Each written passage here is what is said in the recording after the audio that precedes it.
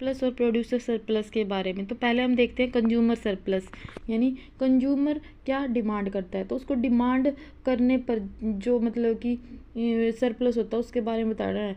तो यानी जो लाभ मिल जाता है उसको, और वो अपनी यूटिलिटी को भी मैक्सिमाइज कर लेता है, उस तरह से बताना है। तो देखते हैं कि भाई देखो, जो कंज्यूमर सरप्लस है पहले हम उसको डायग्राम से समझते हैं। तो डायग्राम में क्या है, जो कंज्यूमर डिमांड करता है तो डिमांड कर्व निकलता है, और हमें पता है डिमांड कर्व का प्राइस के साथ नेगेटिव रिलेशन होता है, यानी जैसे ही प्राइस कम डिमांड ज़्यादा, तो ये होता है। फिर क्या होता है, मार्केट में एक प्राइस डिसाइड हो जाता है जहाँ पर डिमांड कर्व और सप्लाई कर्व एक दूसरे को इंटरसेक्ट करते हैं, ठीक है। तो वह जो प्राइस डिसाइड हो जाता है उसको मतलब कि वो पे करता है, और वास्तव में जो पे करना चाहता है उसका जो डिफरेंस होता है वही कंज्यूमर सरप्लस है। यानी हम देखते हैं फॉर्मूला पहले। तो कंज्यूमर सरप्लस होता है कि भाई मैक्सिमम विलिंगनेस टू पे माइनस एक्चुअल पे, तो वही है। यानी वो पे करना चाह रहा था 500, एग्जाम्पल के थ्रू देखें, और पे करता है 400, तो जो 500 में से 400 गए यानी 100 उसका कंज्यूमर सरप्लस है। अब हम इसकी डेफिनेशन को समझ लेते हैं। अब भाई वो बेनिफिट है, यानी जो उपभोक्ता मतलब कि जब किसी वस्तु के लिए जितना वो पे करना चाहता है अधिकतम, यानी मैक्सिमम पे करना चाहता है, और जो कम से कम पे करता है, यानी वो ही डिफरेंस होता है, जो वही कंज्यूमर सरप्लस है।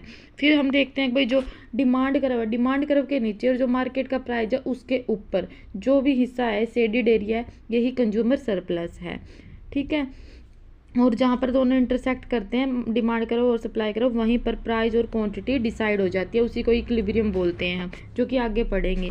फिर इसका मैथमेटिकली या फॉर्मूला जो कि इंटीग्रेशन के थ्रू निकालते हैं हम, ये नेट के पेपर में आता है मोस्टली, तो इसको याद कर लेना।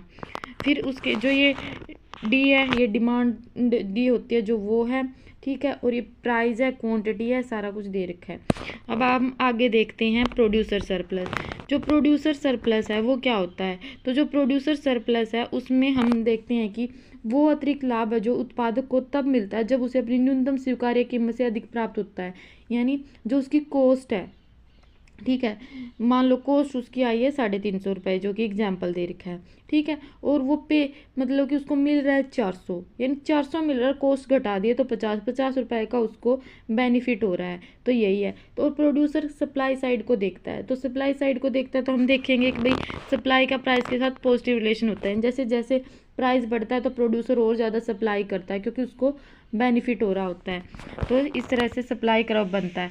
फिर प्राइस, मार्केट प्राइस से 400 वो दे रहा था, मतलब कि कॉस्ट थी उसकी 350, तो ये जो दोनों का डिफरेंस हो गया, यही प्रोड्यूसर सरप्लस है, और ये सप्लाई कर्व से निकलता है। फिर हम देखते हैं कि भाई जो एरिया है सप्लाई कर्व के ऊपर और जो मार्केट प्राइस के नीचे, वही प्रोड्यूसर सरप्लस है। इसी तरह से इसका भी इंटीग्रेशन का फॉर्मूला होता है जो कि मैथमेटिकली नीचे लिखा हुआ है। अब हम देखते हैं कि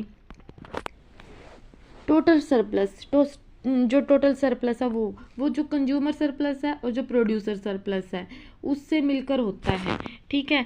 यानी और रिसोर्सेज का भी मतलब कि अच्छे से यूज हो, ये सब देखते हैं। तो हमने देखा था कि भाई जो कंज्यूमर सरप्लस था वो था मैक्सिमम विलिंगनेस टू पे माइनस एक्चुअल जो पे कर रहा था, और प्रोड्यूसर था actual receipt minus minimum cost.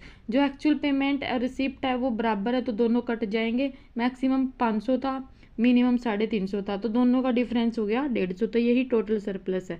अब जहाँ पर दोनों सप्लाई कर्व और डिमांड कर्व एक दूसरे को कट करते हैं वही इक्विलिब्रियम हो जाता है, जहाँ डिमांड और सप्लाई मिलकर क्वांटिटी और प्राइस डिसाइड कर देते हैं इक्विलिब्रियम का। ये टोटल सरप्लस तभी होता है जब मार्केट के अंदर क्या हो, परफेक्ट कंपटीशन हो, यानी फ्री एंट्री और एग्जिट हो सभी के साथ, किसी के ऊपर कोई भी मतलब कि कंट्रोल ना हो, तभी हो सकता है। ये था टोटल सरप्लस। फिर हम क्या है कि भाई ये चीज़ें देख लिए हमें, इस तरह से होता है। तो इससे क्या होएगा कि भाई अगर टोटल सरप्लस होता है तो इससे हमारी इकोनॉमी ग्रो करती है, यानी वेलफेयर अच्छा होता है, तो इसी वजह से ये चीज़ें होती हैं। और प्रोड्यूसर क्या करता है, एक दूसरे से कंपटीशन करके मिनिमम कॉस्ट पे चले जाते हैं, यानी मतलब कि वो कंपटीशन की वजह से चाहते हैं कि भाई हमारा कम से कम प्राइस हो ताकि हम ज़्यादा बेच पाएँ। तो इस तरह से मार्केट में क्या आ जाता है, एफिशिएंसी आती है, तो टोटल सरप्लस ज़्यादा होता है, वेलफेयर ज़्यादा होता है, इकोनॉमी ग्रो करती है। यही था कंज्यूमर सरप्लस, प्रोड्यूसर सरप्लस। अगर आपको समझ में आया है तो प्लीज़ लाइक करना, सब्सक्राइब करना और शेयर कर देना। Thank you.